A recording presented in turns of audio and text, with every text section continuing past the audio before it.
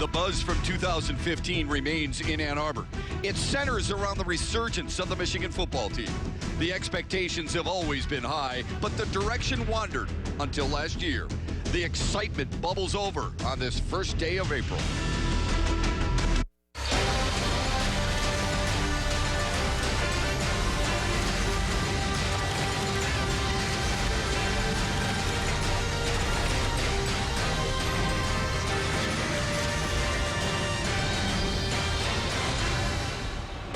On a crisp Friday night, a sneak peek at the loaded 2016 Michigan Wolverines, the annual spring game, and the first time on a Friday night, and it comes your way only here on the Big Ten Network. Hi, everyone. It's a beautiful night for any kind of sport, but especially football here as Jim Harbaugh brings his club out for a 2016 preview team, if you will, and last year was pretty special for people around here. Harbaugh comes back in his first year at his alma mater and boasts a 10-3 record. He opened up a proverbial can on Florida in the Citrus Bowl. He had 3 wins over top 25 teams and finished with a number 11 ranking. Those numbers right there also very gaudy. His energy, his expectations have taken root here in Ann Arbor. And no one can speak to that better than my partner, who has high expectations and played under high expectations as a 2-time All-Big Ten selection, a first-team All-American. And John Jansen, while here at Michigan, had a school record 50 straight starts. He was a 2-time captain, and as a senior, recorded a 106 pancake blocks, and look at him lead the Victors in a national championship locker room in 1997. He joins us here. It always gives you goosebumps. I don't care how long you played in the NFL and for how many teams, that video has to give you goosebumps. It does, and I can give you a little rendition of the Victors right now if you guys want. Can you clear your throat a little bit? Yeah, I'm all ready to go. But I tell you what, I'm excited because it was supposed to be a little bit rainy tonight. We've got a beautiful night, and we get a chance to see the maize and blue out here in the big house. And it's just one of those nights. It's one of those times where every time you come in here, it's exciting, and it's fun to be able to see these young kids grow up. And this is our first look at this team. I love tagging along with this guy because everywhere he goes in this building, in this city, people know him. Earlier today, you had a chance to visit with a lot of former Michigan players. Is the buzz created by Jim Harbaugh and what that team did last year still ruminating? Absolutely, and you know, not only has Jim, united the players on the team, he's united former players. We've got a handful of former guys, and when I say a handful, we've got probably 75 to 100 former guys here at the game today. He's united those guys, and anytime you get a chance to go to Schembechler Hall, you see these guys practice. When the former guys come out, as a guy who saw former players come to practice, it excites you. I mean, you get a chance to, Grant Newsome, I don't know if I mean anything to him, but I know when somebody who was number 77 came into the building, it meant a lot to me, and it got me excited. So it's fun to have all of those guys back in, and just the energy around what's going on with Michigan football right now is awesome. At this time a year ago, we were talking about the quarterback position. We thought it was an open competition. Jake Rudock seized the moment and had a spectacular season. This year, there is still questions. Who is number 1 at the quarterback spot? Yeah, and you're right there. You get a chance to take a look at Shane Morris, who's had some starts here in the maize and blue, and thrown probably more passes than anybody right now. John O'Korn, number 8, has the most experience. Now his experience comes at Houston, but he's got the most started games on the roster, and that right there, in my opinion, gives him a huge advantage over these other two. But the third guy in this equation, Wilton Speight, came in last year and won a huge game in Minnesota, had never completed a pass in college football, and is able to go out and win that football game. That gives Jim Harbaugh a lot of confidence that, hey, I don't care what happens, this guy has nerves of steel. Yeah. Bullet points out to each one of these guys. Speight probably has that efficiency. Morris has that big arm. O'Korn has that athleticism. He can flat out run, there's no doubt. So while there are questions there at the quarterback spot, there are no questions in the defensive backfield. We'll get to that in a moment. But first, the linebacker spot. They lost a ton of experience from that position a year ago. It's going to be a clean slate at the linebacker spot. spot this year. Yeah, and when you take a look at this defense, they're strong up front, they're strong in the secondary, and they're going to steal some talent from that secondary. You get a good look here at Jabril Peppers. They're moving him down to that linebacker spot. 70% of his plays during the spring have been at that linebacker position. They want the most talented guys to be in a position where they're going to be able to make plays. And in this Don Brown defense, that linebacker is the one that's going to be that guy that's going to be dropping into pass coverage, rushing the passer, getting out into the flats. Don Brown, the new defensive coordinator, says he is a dynamic athlete. We've got to take advantage of all the skill set that he possesses for this club. Last year, the 5 offensive linemen for this Michigan club started every single game. That won't happen this season coming into the year, but they do have a lot of experience coming back. They do, and they've got 4 guys that have started last year back. One of those guys, Mason Cole, is going to move from the left tackle position where he's played such a true freshman both years. He's moving to that center position, which in my opinion is his natural position. He's been done a great job at tackle, but he's moving down into center. Grant Newsome, who's number 77, my namesake, or number sake, is going to take over at that left tackle spot. Young guy, we're going to get a chance to see, is he ready for the big leagues? Will he be able to seize that moment? Because there are some young guys that are still coming in that Jim Harbaugh and company want to see as well. Plenty to come here on the Big Ten Network. Jake Butt is an absolute monster at the tight end. John O'Korn tries to show off his wares. So does Shane Morris and Amari Darbo. Plenty of storylines here on the Big Ten Network when we return to Ann Arbor after this. BTN Plus, available on BTN to go. Subscribe to BTN Plus and gain access to hundreds of non-televised games. Then enjoy them on more platforms wherever you go. Get BTN Plus now, available on BTN to go. Moments away between the maize and the blue here on Big Ten Network, alongside former Michigan All-American and 2-time captain John Jansen. I'm Matt Shepard. I know John likes to focus on the offense, and for good reason. You were a mauler. You like to move the football on the ground, but this Michigan defense was stellar, among the best in the country and in a lot of significant categories from a year ago. And they got a lot of guys coming back. That should encourage a lot of Wolverine fans. They got a lot of guys coming back, and they brought in a defensive coordinator with the top defense in the country as well, and Don Brown at BC. So they've got a lot of things going for them. They're going to have Jabril Peppers. They're going to be moving him all over the place, taking him to a linebacker spot. They're going to have one of the best secondaries, even without Jabril Peppers. Jordan Lewis, DeMonte Thomas, Jeremy Clark, Delano Hill, all of those guys are going to allow Jabril to be able to move around the field, play at corner, play at safety, play at linebacker, even put his hand in the dirt a little bit. And then you talk about one of the best D lines in college football, starting with Chris Wormley, Taco Charlton, Mo Hurst. You get a guy back in the name of Brian Monet, who missed all of last season with that ankle injury, and now all of a sudden you've got this great defense up front, you've got this great defense in the secondary, and today we're going to get a chance to look at how are they going to fill in for the losses they had at linebacker. And depth. You know, you were talking about the starters coming back in for good reason, but as you mentioned, Monet, one of those guys who really helps with the depth of this club.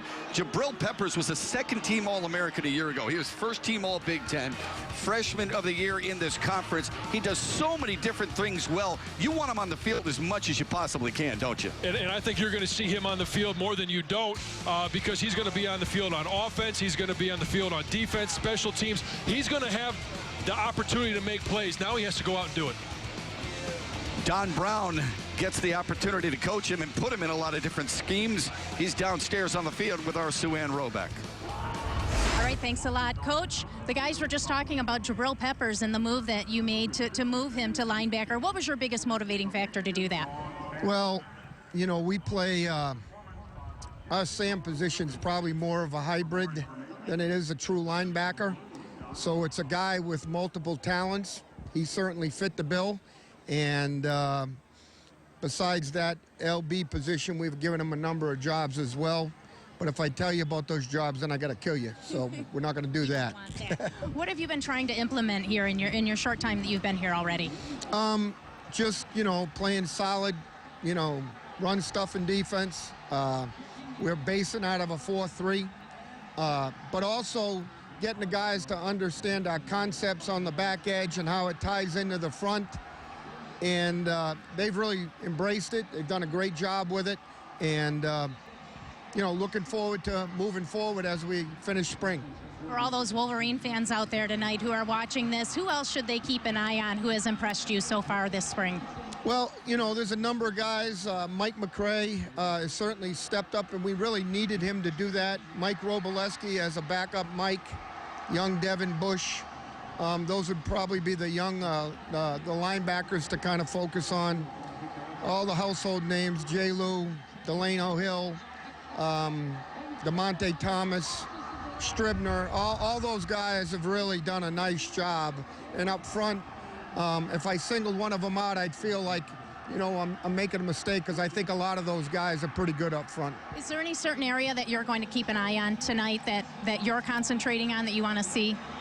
Well, you know, we're trying to develop depth. We graduated 5 senior linebackers, so we're trying to develop depth at linebacker and kind of manage playing time, and we fought through a couple injuries here of late, so it could get interesting as the game moves forward. How excited are you to see how the guys perform tonight? Oh, I'm just excited to let them go. You know, go play, let it rip, and they deserve to. They've been absolutely great for 14 practices. Coach, we're looking forward to it, and we appreciate your time. Thanks a lot. Thank you very much. Don Brown said Jabril Peppers is a sharp dude. He's fun to work with. He's got juice, and that gets you excited to get to work every single day. We're excited to bring you the spring game. We'll watch Peppers in his new role. Hopefully he has the same results of a year ago. And that guy might be the best corner in America. Stay with us on BTN.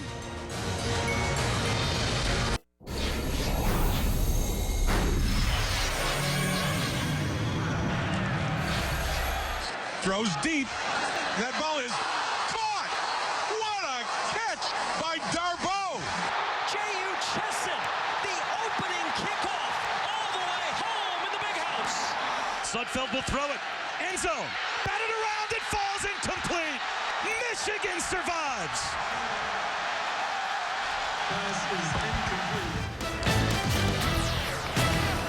BTN will be leaving Ann Arbor to go live to the men's gymnastics championships. Continued coverage of the Michigan spring game will be on BTN to go, and championships, of course, start in the spring. Our guys deliver the latest on position battles, on interviews, and a breakdown of on-field action. The Big Ten Spring Football Report debuts next Saturday at 6 on BTN and BTN to go. Welcome back alongside John Jansen. I'm Matt Shepard, just about ready to kick things off here. Michigan does have plenty of experience. 14 returning starters on the two sides of the ball combined, but there are some young guys who've checked into school early. They've left high school. They have graduated high school early, checked in January to be part of this event and this situation to try and get the jump on everybody else. And there's some exciting guys to follow, isn't there? There's 7 guys that should be getting ready for their senior prom, but they forego that opportunity to come here and be a part of this spring game. And when you talk about the job that Jim Harbaugh has done in recruiting, Rashawn Gary is one of those guys that is the #1 player in the country.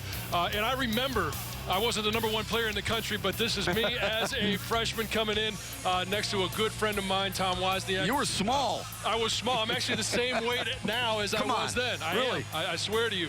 That was my goal when I turned 40. But, you know, you look down at that bug. It's called the Har bug right now. This guy's not small at all. This is the #1 recruit in the country. Jim Harbaugh reeled him in. And Rashawn Gary's going to play, folks. I mean, he's going to be a true freshman. He is here to watch this game. And out of Paramus, New Jersey, he's going to play. Another freshman you would expect to play is the #1 tailback in the country, and that is Kareem Walker. Yeah, and these guys are going to be looking for that running back, that second running back. Davion Smith is going to be #1. Is it going to be Drake Johnson? Is it going to be Kareem Walker? Is it going to be Ty Isaac? He has the opportunity to step in there and be special early on, and we'll see if he takes advantage of that opportunity. Walker over 4,500 yards in his rushing career. Carlo Kemp is a guy who's going to not be a linebacker, but they're going to move him down. It looks like they're going to put him in a 4-point and maybe come off the edge a little bit, John. And we've both seen him at practice, and he's one of those guys that you can't believe the size of these guys as they're coming in as 18-year-old kids. I mean, right now, Carlo Kemp is going to be down, and they're going to be pushing for Devin Bush to step into that linebacker position. It's one of those positions where, yeah, they've got a lot of talent up front. They've got a lot of talent in the secondary. Who's going to step into that linebacker position? And Devin Bush could be one of those guys. Carlo Kemp, by the way, is the nephew of Chuck Pagano, And there's a reason he fits in with Michigan. It's not just because of his ability to play on the field, but also because of his ability to compete in the classroom. A 4.0 every year in high school. We're ready to go. It's going to be the Maize team, dressed in white, kicking off to the blue team. And the man doing the duties here is Kenny Allen, the fifth-year senior from Fenton, Michigan.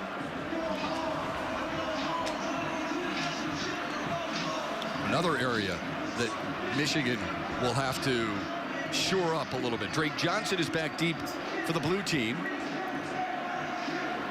When you talk about the something that is so special is the special teams, and we know from last year how important they can be in every single game. And you're getting a chance to look at something here that you don't necessarily see at a Michigan game. If you can hear it on your speakers, we got a little concert going on here right before kickoff. So a lot of fun here with the fans. A great night to be out here at Michigan Stadium. I don't know, Matt, what do you think? There's probably about 35, 40,000 people here. 35,000. Yeah, I think that's a good call. Jim Harbaugh has told us he wants this to be as close to a true game simulation as possible. There's going to be hitting out there big time, but especially on quarterbacks. That's something to take note of. So Allen tees it up at the 35. Drake Johnson waits for it just inside his 5. And the annual spring game is underway here on the Big Ten Network. Johnson gets to the 20. They're really going to just do that for exercise purposes only. There's not going to be any hitting on the special teams. They want the offense to battle the defense and slug it out here. Yeah, special teams, there can be some violent hits when you start with a 40-yard dash and get a chance of running start at somebody. So they're going to take away that risk of injury here in the 15th practice of spring football. And now we're going to get a chance to take a look at what we can see from a Michigan offense, and what we're going to get a look at is this Don Brown Michigan defense. John O'Korn gets the first nod for the blue team.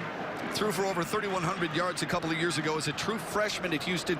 28 touchdowns as well. Athletic, and they'll run double tight. Michigan does this a lot with the tight ends, and Drake Johnson gets the first call on the ground for a pickup of a couple. Michigan might be the only team in the country last year, John, that ran 4 tight end sets at one time. And they got the personnel to do it again this year. You know, you're talking about a great opportunity for young guys. Tyrone Wheatley Jr. has had a tremendous spring, so we'll see him at tight end. Zach Gentry, former quarterback, moving to tight end. We'll get a chance to talk about him a little bit more later. And again, another freshman, early enrollee, Sean McKeon. O'Korn, another give to Johnson, and he's dragged down from behind. And that's a key point right there. We want to keep an eye on the defensive line. It's one of the strengths of this team. Maurice Hurst in on the tackle, 73 in white.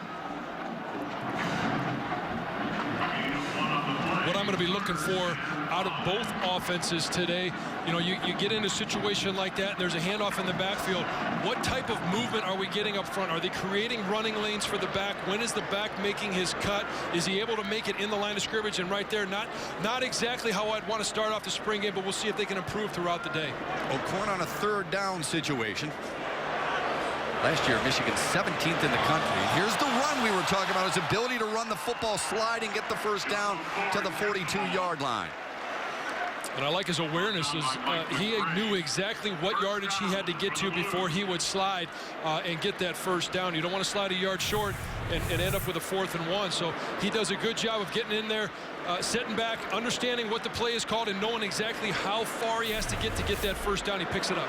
Something Jake Rudock did very effectively a year ago. Rudock last year, number 2 all-time in a single season in completions, number 4 in attempts, number 2 in yards. Only John Navarre had more. 1st and 10 for O'Korn on the first possession. Good protection, and he slings it out, and a nice grab by Henry Poggi, the senior from Baltimore, who came in as a defensive end, played H-back a year ago.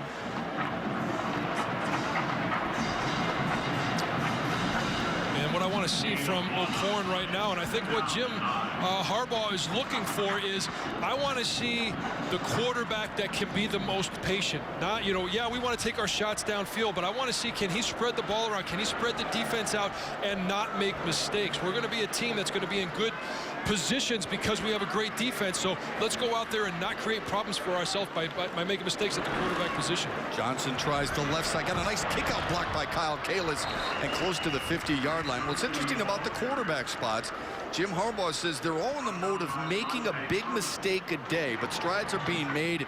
And he's excited about today because it'll be a good-sized task going up against this U of M defense that will give them a ton of different looks and blitzes. Yeah, and you talked about it early on.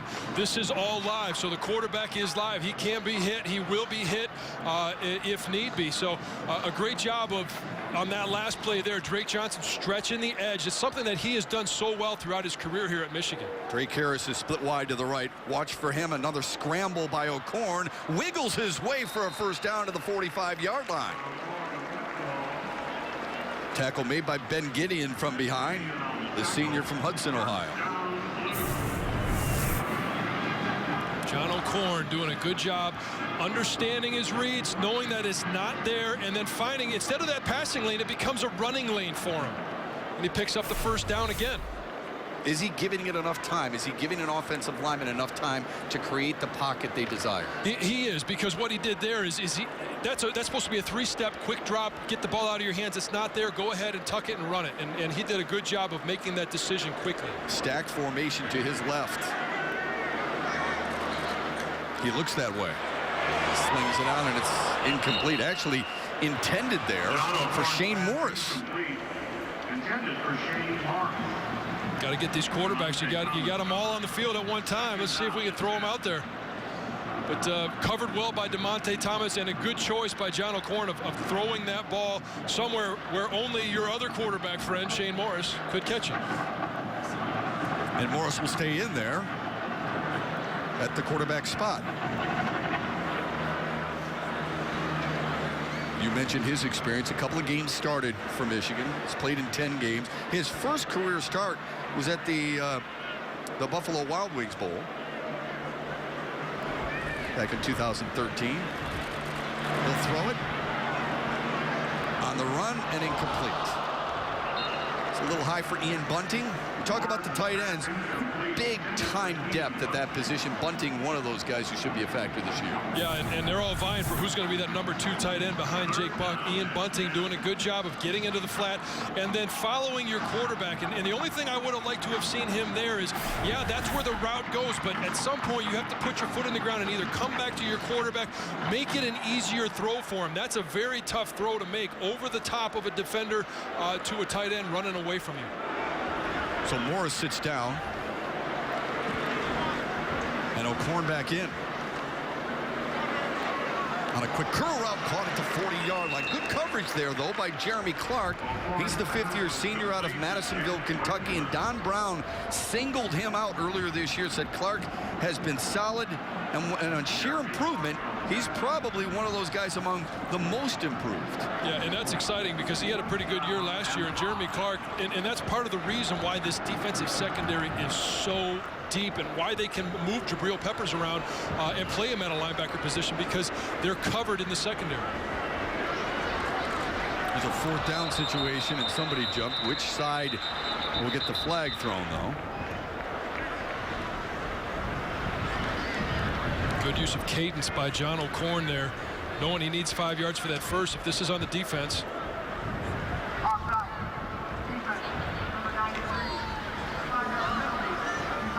Don Brown isn't happy, but John O'Korn and the Wolverine offense sure are. They get a chance to move the chains yet again, the nose of the football to the 35 of Mays. And that's 3 first downs that John O'Korn has been able to pick up, 2 with his feet and 1 just with the cadence there. So using all the tools in his tool bags right now. In the end, though, eventually you want to see him spin it a little bit. He's going to have to throw the football to be effective. He is, but right now they're developing a little bit of a rhythm, and you know that we're only 4 series into this game, so let's get down to that 35-yard line and look for him to start stretching the field just a little bit and test that secondary. Drake Johnson is the deep back in a double tight set. Michael Jose And in motion in the slot to the left. Good pocket for O'Korn. Scrambled out of it and get back to the line of scrimmage. Another tackle. This time Lawrence Marshall, the junior from Southfield, Michigan. Lawrence Marshall did a great job of stepping in when Brian Monet and some other guys went down last year. Played solid. Tracking back to the quarterback for the sack. Probably got back to the line of scrimmage, so I don't think they'll actually clarify it as a sack, but a good job of tracking back on the quarterback. On that one, I would have liked to have seen John O'Korn hold onto that ball and hold that pocket just a touch longer. Shotgun formation. O'Korn wants to throw. Pressure comes. Miller chasing him, and down he goes at the 41-yard line. Mike McCray, you heard the interview earlier in our broadcast where Don Brown said Mike McCray has made a big jump, and he has really stepped up.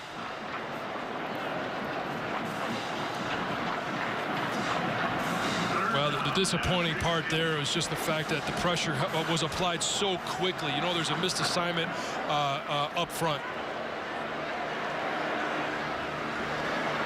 A lot of pressure on those guys up front to come through and play well this year. They've got a lot of experience coming back. 4 starters returning on that offensive line.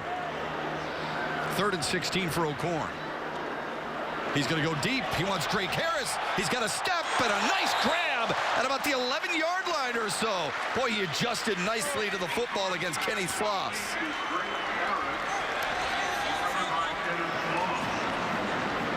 Drake Harris is one of those guys that we've been talking about for 3 years now, and he's going to be vying, and you can see he clearly gets his foot down.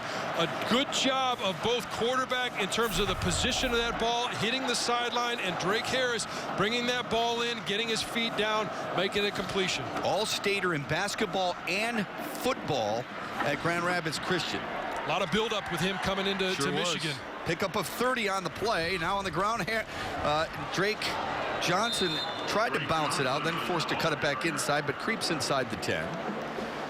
Johnson gives you that little burst. You know, the 5th-year senior last year, 271 yards, 4 touchdowns, but he runs really hard. You know, I mean, you love the second effort that he gives. I love the second effort, and I love his vision. He's got great vision out there. We saw last year a couple of times where he would throw a spin move, or he would cut back, or he would stick his foot in the ground and just make a good cut where he had that sense where there was a feel where there's not anybody there, and just a good feel for what the offense is trying to get done. John O'Korn didn't like what he saw, so he calls a timeout.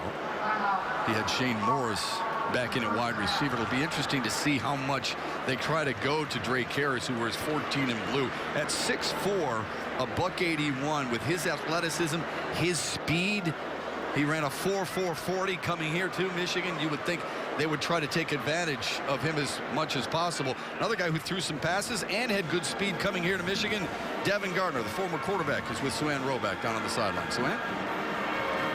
Thanks, guys. He sure did. Devin, you know, we're talking about the quarterbacks because they always get a lot of attention. You know that the guys are competing for the starting job. What advice would you give to the guys who are trying to get that starting spot? The biggest thing would be to block out the noise, because me and Denard went through the same similar situation. I sent them all a text just to let them know that you can't let the outside noise, you know, pin you against each other, because you two or you three are going to be the big thing that makes you guys better. So it'd be great to have great guys that can compete and win no matter what. So it's good to have a good backup. You know, Denard and me, you know, we had a good time doing it. And even Tate back when he was here. We only had a chance so far to see John O'Korn, but what are your early impressions of what you've seen of him? I like John. You know, I met John a little while back at the Manning Passing Academy, and it was always fun getting a chance to meet a guy, a brother in Christ, and he's a good player, man. He's a gamer, and I like the way he plays. As always, I appreciate your time. Thanks a lot, Devin. Appreciate you. Go Blue. Big time pressure on that play action pass. That a little bit of a trickery there as they tried to connect with Eric Magnuson. Not exactly the guy you'd expect to be on the receiving end of that pass at 6'6", 305. But it's interesting off Devin Gardner, what he was just saying. Jed Fish, who is the head coach of the Blue and the quarterback's coach, he said everything is based, John, on understanding shot selection. Whatever sport you're playing, you have to understand shot selection. Whatever it might be, that's where the evolution, development, and growth comes from. It's interesting. You can use that to a lot of different sports. Morris comes in motion with O'Korn under center. Bobbled it a little bit. Here's a double pass. And he's got a man wide open. Touchdown, Blue. Drake Johnson.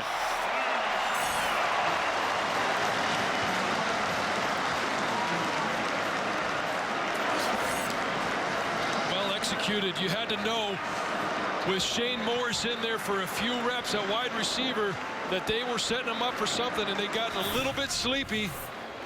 They throw it out in the flat to Shane Morris, and Drake Johnson just scooches into that end zone, and he's all alone.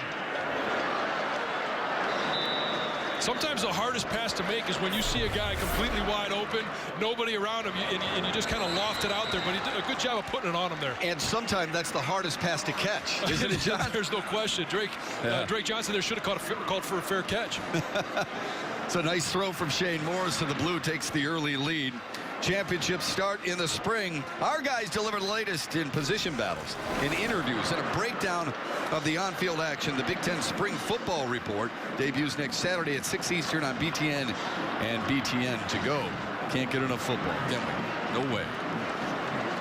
So a nice and impressive drive engineered by John O'Korn. Yeah, and what I like about that drive is the fact that the first 2 first downs were picked up by John O'Korn, making a good decision, tucking the ball, knowing where that first down yardage is, picking up the first down. And then he even picks up a first down by the use of the cadence, a hard cadence, draws the defense off sides. He gets a free 5 yards on a third down. And, you know, just a good job of managing the offense, taking a shot to Drake Johnson when he hit,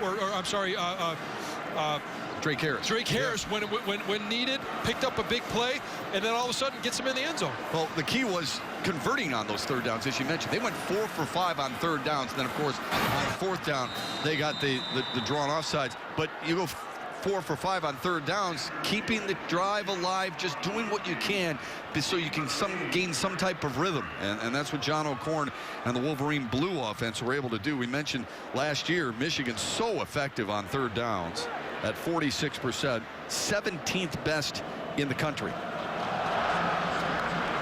Andrew David with the kickoff. And Grant Perry will watch it wobble out of bounds.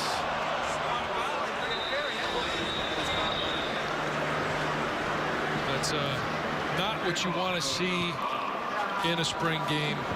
You don't want to see that in any game, but you know, there should be enough focus that you don't kick the ball out of bounds and give the opposing team the ball on the 35-yard line. We'll see what Harbaugh decides to do, Coach Harbaugh, as to where he places the ball.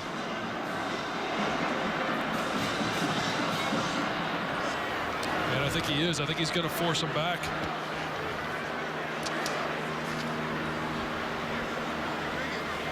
To the 35. I mean, that's part of the game. If you kick the ball out of bounds on a kickoff, that's a penalty, so go ahead and enforce it.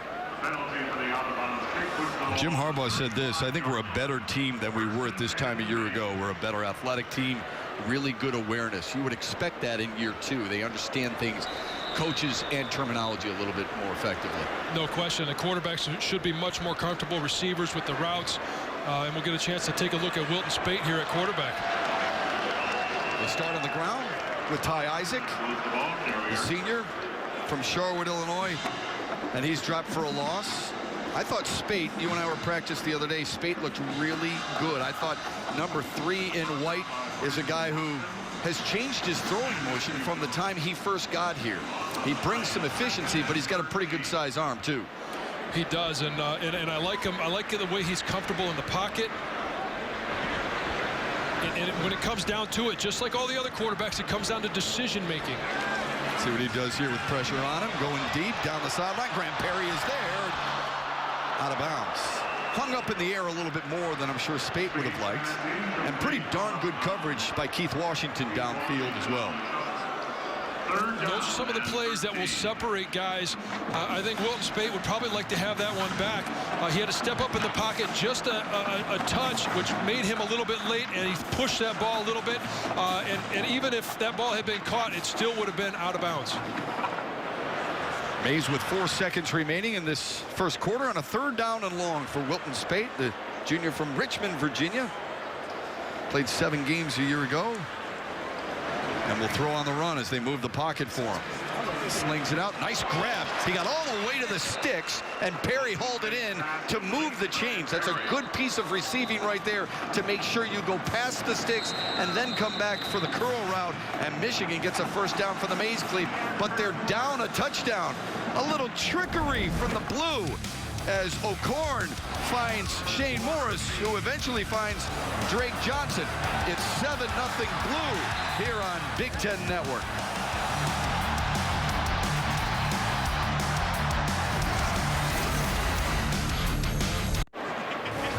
Registration is now open for the 2016 BTN Big 10K.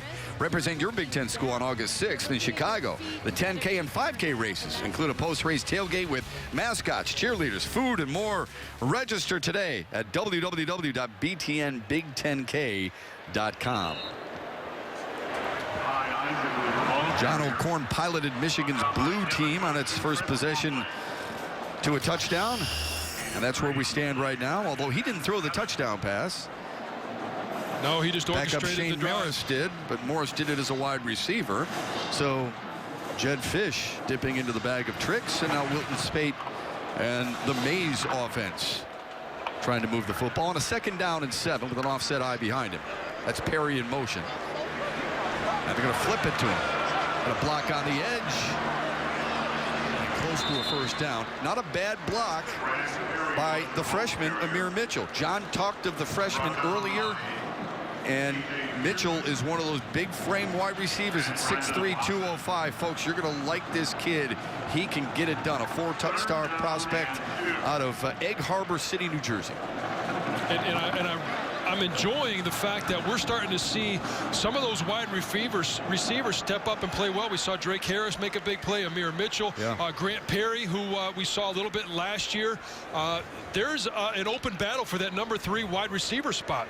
You better be able to block, not just catch passes in this offense. Speight handles a low snap. Perry, his go-to guy for a 1st down. Speight trying to do what John O'Korn did on the last series, leading his team to a touchdown. And Perry had a really nice season a year ago. And this is what O'Korn did. 4 for 5 on 3rd downs, a couple times with his feet. And he did a good job of spreading the ball around. He was good with the location, and good with his accuracy, and good with his decision making. And I think that, in my opinion, Jim Harbaugh was looking more at decision making than he is anything else. On the ground, Isaac bounced into the outside, pushing it past the numbers, and then pushed out of bounds by Jabril Peppers, but not before Ty Isaac got inside the 15-yard line. Ty Isaac, one of the guys that kind of fell off the depth charts at the end of last season, showing why he was such a special recruit. Transfer from USC, getting a good haul. Honestly, that doesn't necessarily show his talent. He was just running through a semi-sized hole. Yeah, but that little shoulder shake on Peppers got him that extra 7-8 yards, don't you think? Yeah, I don't you get always him that want to extra give love 7, to the big guys up front, and you should. You're right. Well, and I'm saying that because right now we're taking a look at an offensive line with Mason Cole at center, right, and Grant Newsome there at left tackle. So I'm keeping a close eye on seeing how Mason Cole does at that center position. Underneath route, Jake Butt, he will waltz in to tie it up. Oh, is he good? He was wide open, but that kid right there is going to play at the next level and do it as an early draft pick, too. Yeah, and there's no doubt he'll be playing at the next level. But Tim Drevno, you get a quick look at him, our offensive coordinator. Jake Butt starts off on the right and just slides across the formation, gets lost by the linebackers, by the secondary, and again, walks in the end zone. This, you know, I did expect our offenses to both be improved, and they're doing a great job of spreading the ball around. Both quarterbacks have done a good job, but I tell you what, Don Brown's got to be a little bit disappointed in how both defenses right now have played.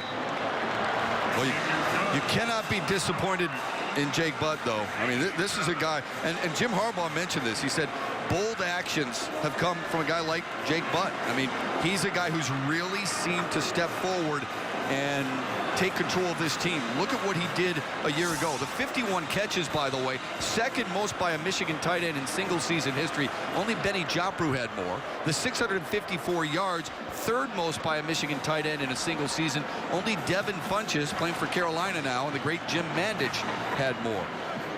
Well, and Jake obviously had the opportunity and the decision to make this past season.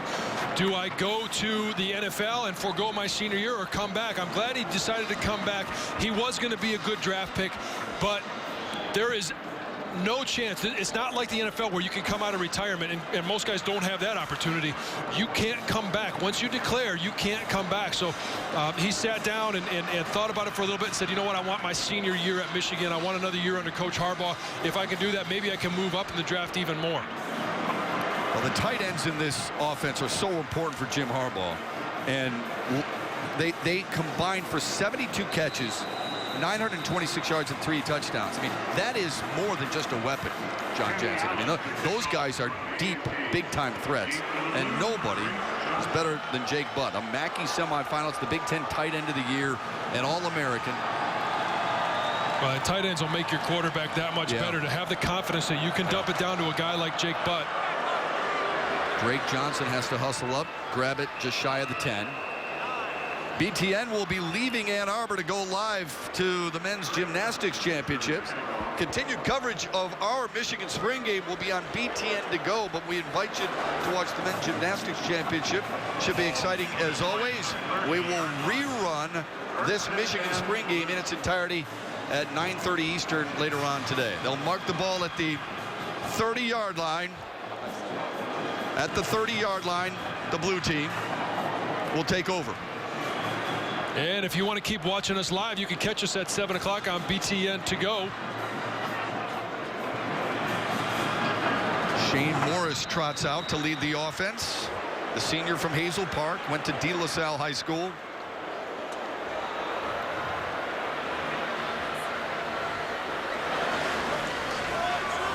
To the fullback, Bobby Henderson. Out of all the quarterbacks, I think, having watched Shane last year, the year before, and now this spring, I think in the last 14 practices, he has made the biggest jump out of quarterbacks. You know, I mean, we've seen John O'Cord, and we know that he's had experience. He can complete the pass. Has done a good job. Well, Spate has made, you know, great strides as well. But I think Shane Morris, in my opinion, looks more comfortable than he ever has. He's done a great job of going through his reads and finding that receiver that's open. I think he's just made the greatest strides out of all the quarterbacks. Inside give to, again, Henderson, the fifth-year senior from Hopewell Junction, New York. Academic All-Big Ten selection a year ago. And you talk about a guy who's built for football. He's played the other sports that allow you to do that. Played some hoops, but he also played hockey and lacrosse in high school. You got that mix? Football coaches love that type of mix from their fullback, don't they? All contact sports. Yep. And that includes basketball. No wallflower to play those sports, that's for sure. Third and short. Johnson can't bounce it to the outside. Smothered there on a nice play coming up. Tyree Cannell. Brought down by Mike McCray. Great job of the defense filling gaps, and as part of what that Don Brown team is going to do, you get a chance to get in there, fill gaps, and don't give the running backs any room or any options to make a cut. Got to get a love to some Mike McCray, too, because he was in on that tackle along with Cannell. Cannell, the sophomore from Huber Heights, Ohio. Coming out of Wayne High School, the number 10 safety in the country.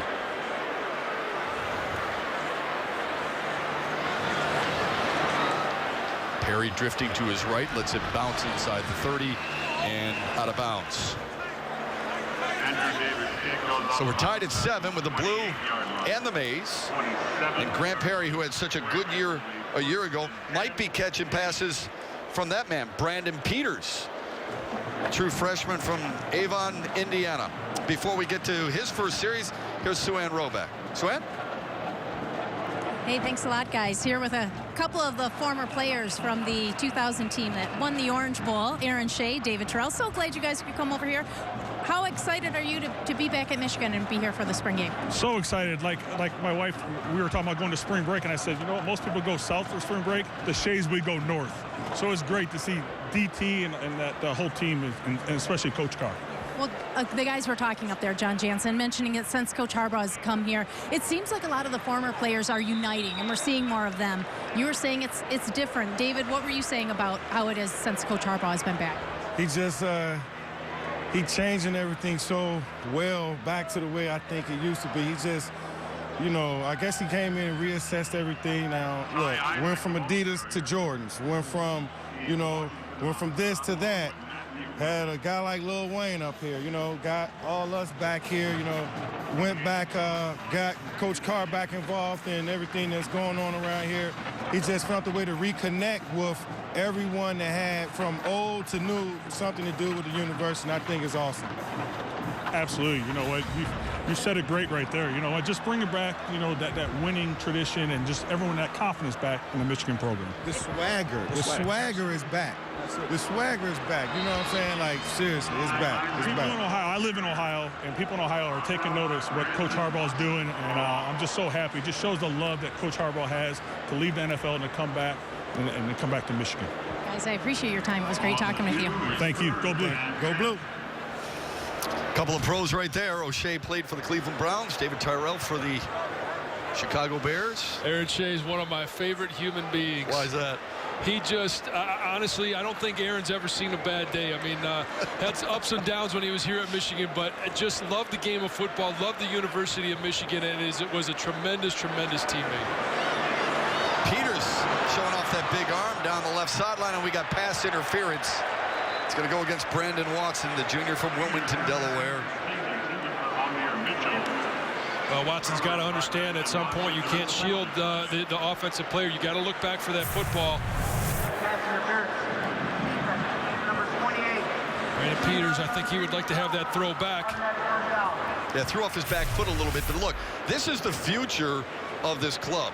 You got Brandon Peters right here, career over 6,800 yards in high school, Indiana Mr. Football, the Gatorade Player of the Year, a U.S. Army Player of the Year, and Amir Mitchell, the outstanding freshman from New Jersey, wearing 2 in white. That could be a lethal combination for the Wolverines for years to come as Peters works out of the gun.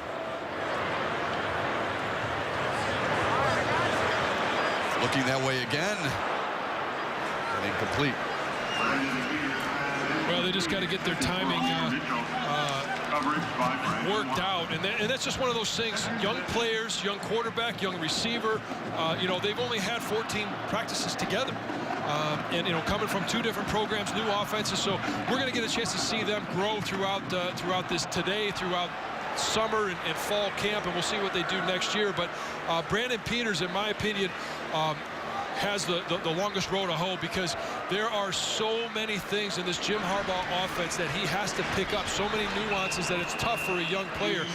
You know, you saw Jake Rudock come in and do it last year, but you're talking about a 5th-year guy. He had 4 years at Iowa. Right.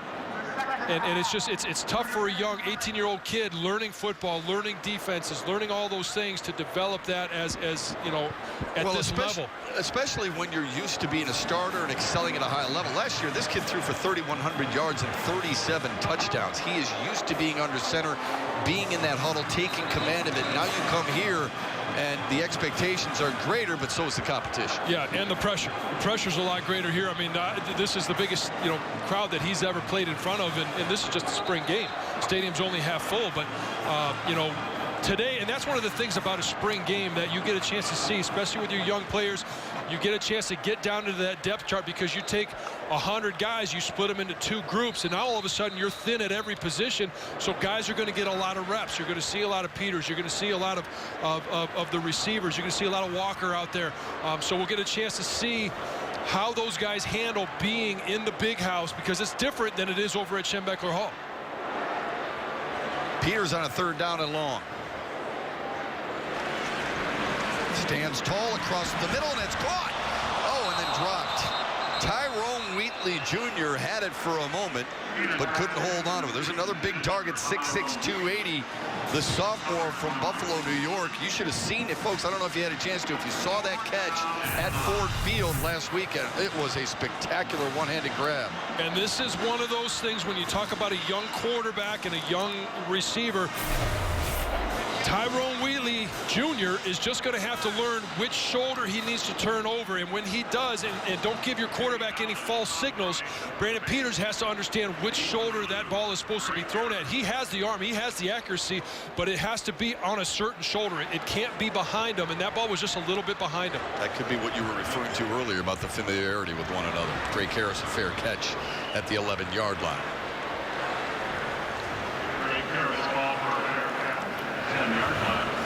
Don't forget, at the top of the hour, BTN will be leaving here in Ann Arbor to go live to the Men's Gymnastics Championships. Continued coverage of the Michigan Spring Game will be on BTN to go. But the Big Men Gymnastics Championships is coming up next at the top of the hour.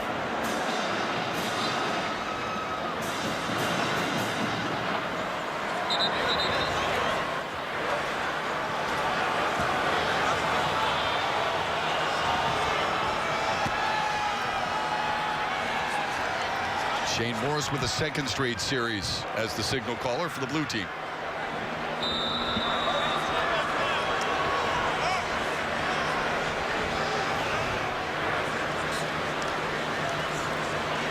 On an out pattern, and it's hauled in at the 14-yard line. Shane Morris's pass. Laying out, making that grab there is Joe Hewlett, junior from Northville High School. And they're giving Shane some tough throws to make, and that throw right there has showed touch, showed accuracy. Poise in the pocket, and a comeback route for Harris. But Drake Harris has looked good, hasn't he, John? He has. He's running crisp routes. He's coming back to the quarterback after he makes his cuts, and giving the quarterback a good target, a good option to throw to. A little hurry-up offense for Shane Morris. And he'll run it up the middle. Good speed, good athleticism as he slides close to the 40. Just like we saw John O'Korn do earlier, he knew where the first down was able to get out, showed good mobility. And then as soon as he got that first down, got down, didn't take a hit. I agree with your assessment. He looks like he's more in command. A timeout called for the Mays team. He looks like he's just in more control, more sure of himself out there. Well, yeah, and you know, sometimes guys get more comfortable after year one, sometimes it's year two, sometimes it's year three, and Shane Morris, in my opinion, he feels like, all right, this is where I belong, this is what I'm supposed to be doing now, and how I'm supposed to be doing it. He just seems much more comfortable in that quarterback position. They attend to the injured Wolverine Nick Volk, the backup corner, junior from Frankenmuth High School. And Shane Morris and the blue team will get an opportunity to talk some things over and see what they might be able to do here on a 1st and 10 from their own 38-yard line.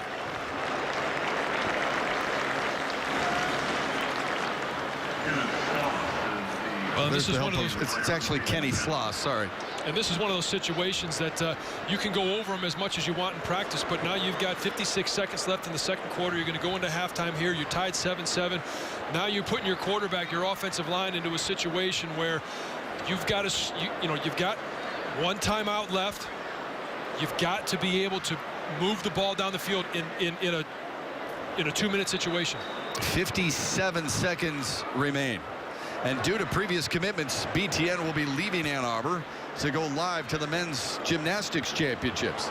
Continued coverage of the Michigan spring practice will be on BTN to go, and we invite you to join us there.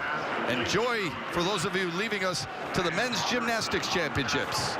And we'll see you on BTN to go on the other side.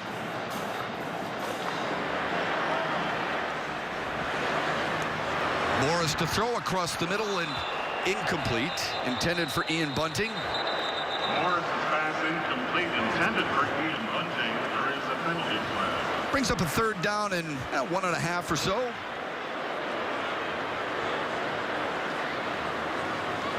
Usually at this time of the year, John, you would think the defense is ahead of the offense. At practice the other day, I think both of us would concur the defense looked like they were ahead. How would you view this first half of football between the offense and the defense? Well, on the first 2 drives, I thought both offenses looked crisp. They looked good. The quarterbacks looked good. Offensive line showed good protection. The white team, it took 1 or 2 snaps. They showed some pressure. But other than that, the offenses have looked very efficient. And then, in the second and third drives respectively for both offenses, now the defense is starting to kind of gain their rhythm, and I think they're starting to get a feel for the way Don Brown is going to be calling these defenses. At the Mays 43 for Shane Morris on a 1st and 10 after the penalty. Kareem Walker is number 6 in blue. Pressure comes. Morris eludes it, throws a home run ball, and incomplete. Intended there for Jack Wangler. Jack Wangler involved in a trade prior to the game. He was traded for Andrew Robinson. I think one of the teams found out, the Mays team found out that they were short on long snapper. So we had a little pregame trade go on, and Jack Wangler came over to the blue team. But, you know, we talking about the defense and how it seemed like those first drive or two, they struggled a little bit. This is the third defensive coordinator in 3 years that they've had. Last year, DJ Durkin, and the year before, Greg Madison. So it's another system, another defense, another terminology that these guys are trying to learn. Wangler, good friends with Morris. They played high school football together. That one too high and incomplete. That time Morris intended for Joe Hewlett. It's an interesting point. Of course, Greg Madison's still on staff as the defensive line coach, and he excels no matter what. I just love the way he coaches. DJ Durkin, we wish him well. I know Jim Harbaugh feels really good about the fact that he's now the head coach at the University of Maryland.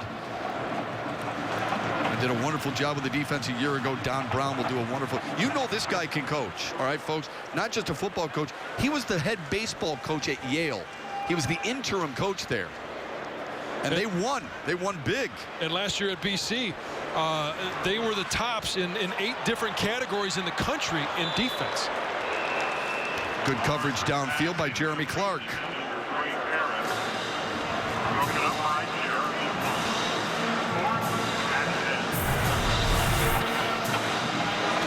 Jeremy Clark in great position on Drake Harris. Now, Drake Harris at that point, he's got to use that 6'4" frame and go up and get that football. He's got to understand, hey, I got the size advantage on these guys. I have to go up and actually get that football, go and do something for it. Now, Jeremy Clark is a little bit taller than most of your corners. Yeah. So a good 6'4". matchup. Yeah, so a good matchup out there on the edge. Yeah, there's no height advantage. Both those players 6'4". These corners play up in your face. Morris gets pressure, weaves his way, buys some time. Deep ball again, looking for Wangler, and it is knocked down and picked off. Was it inbounds? Yes, it was. What an interception by DeMonte Thomas.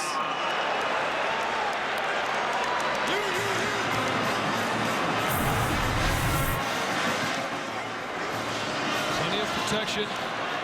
Shane Morris buys himself some time, slides right in the pocket, and basically throws up a jump ball. And at this point, you know, yeah, you want to take a shot at the end zone, but there's still 6 seconds. You still have time for another rep. I don't know that I would want to be throwing up a jump ball up for grabs at that point with downs left in your arsenal. Listen, that's a great play by Thomas. DeMonte Thomas is. He came a long way from center field to make a running grab like that, off balance, and pulls it down inbounds. That's a really athletic play there. Very athletic and good read, good feel for, and you talk about ball skills. When a guy has ball skills, he understands where he's supposed to be, when he's supposed to be there, and sometimes he'll bait a guy. Jed Fish is with Suann Roback. Suann? All right, thanks a lot, Coach. We saw 4 quarterbacks play in that first half. Who impressed you most? Well, I think that it was nice to see Wilton and John both hit touchdown drives to start, and Brandon got in his first time in the big house, so that was cool to see. And then Shane gave us a nice 2-minute drive. So it was good to watch all 4 of those guys compete, and they're still continue to do that. What do you want to see from them in the second half? A couple more touchdown drives. You know, we've had 3 drives and 1 touchdown, so see if someone can drive us back down there. And, they get evaluated on touchdown drives, so that's what we're looking for. Your impressions of the running game so far? I think we had some good plays there. We've obviously mixed it up a little bit with different backs and different offensive lines, and it's been fun to watch those guys compete, run hard. It's been pretty good. Thanks for your time. Appreciate it. Still a lot to be decided for both the Blue and the Mays team. It's been a fun night so far. Lloyd Carr is here with his 2000 club. Jabril Peppers has made some plays. Drake Harris has stole the sunlight a little bit, and so has Shane Morris. It's 7-7 between Mays and Blue at halftime on the Big Ten Network and BTN to go. Mays and Blue are tied at 7. Jim Harbaugh welcoming that 2000 team out to midfield, and He's looked at a few guys who have really become top leaders for his club, Jordan Lewis, Jake Butt, and Amara Darboh. He says they are playing like somebody is on their heels. For Darboh, it is not pressure at all. Listen to what he's gone through in his life and the trek that it took him here to Ann Arbor.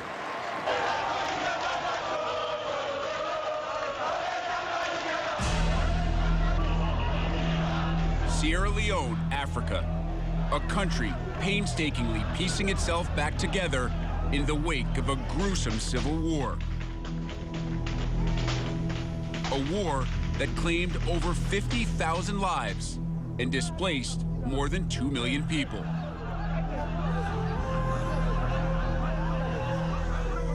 Michigan wide receiver Amara Darboh was born into that bloodshed in 1994, losing his mother and father by the age of 2 to the violence. What went on over there was very tragic. There was a lot of power struggles. I know, like, the rebels were invading people's homes, attacking different cities, and just taking over places and killing pretty much anyone in their way. Destructive. End of the world, so I don't know. I just don't know how to describe that. Our sisters and brothers kind of protected us from it. Like, every time we walk past dead bodies, you know, like, they'll start telling us stories and try to distract us from not noticing how bad things were. It was still a point where Sierra Leone was not a safe place to be, especially as, like, a younger kid, where they could capture you and turn you against your family. I'm very fortunate and blessed that me and my family got the opportunity to leave when we did. Seeking refuge, Darboh and his relatives traveled by foot over 600 miles from their homes in Freetown, Sierra Leone, to the West African country of Gambia, eventually settling in a refugee camp. After a lengthy stay, when Amara was 7 years old, a Christian group sponsored his family and enabled them to move from Africa to Des Moines, Iowa. I was scared because I'd never been on a plane and I didn't know where we were going, really. I didn't really know what the United States was, and I felt like there was a lot going on at the same time. We knew America was the place for us to come resettle and be free and go to school and chase dreams and have better opportunities, but yet we never knew how America really looked like. I felt like I didn't fit in at first. My English wasn't as good as it is now. I remember at elementary school I had like a tough time. I was frustrated a lot. Kids didn't understand where we came from, so they used to make fun of Amara. He used to get so mad and lose his temper. Every day we'll have to figure a way out to shield all those distractions.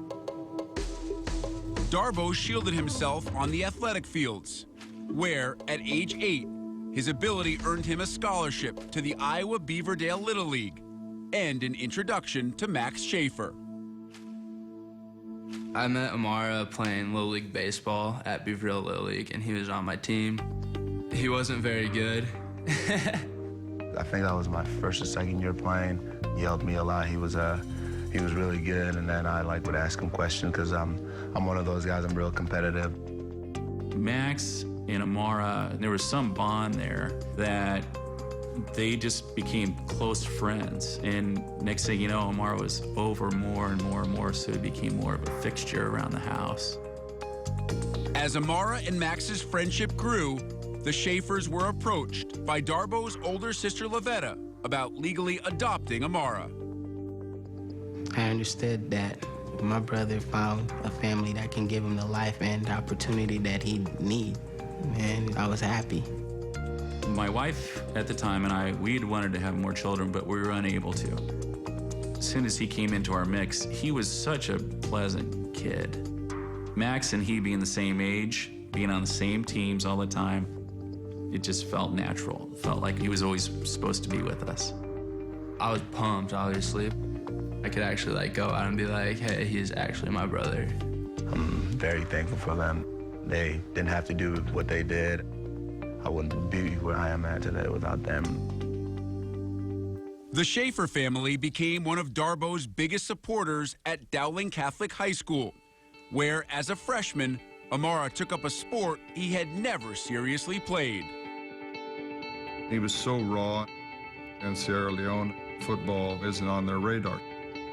Football didn't come naturally to him. He just had great athletic ability, and the rest of it, you know, we were able to coach into him and just use his skills to his fullest. His name was just blowing all over. Like, hey, man, have you heard about Amara Darboh? Kid is pretty good. I'm like, huh? Really?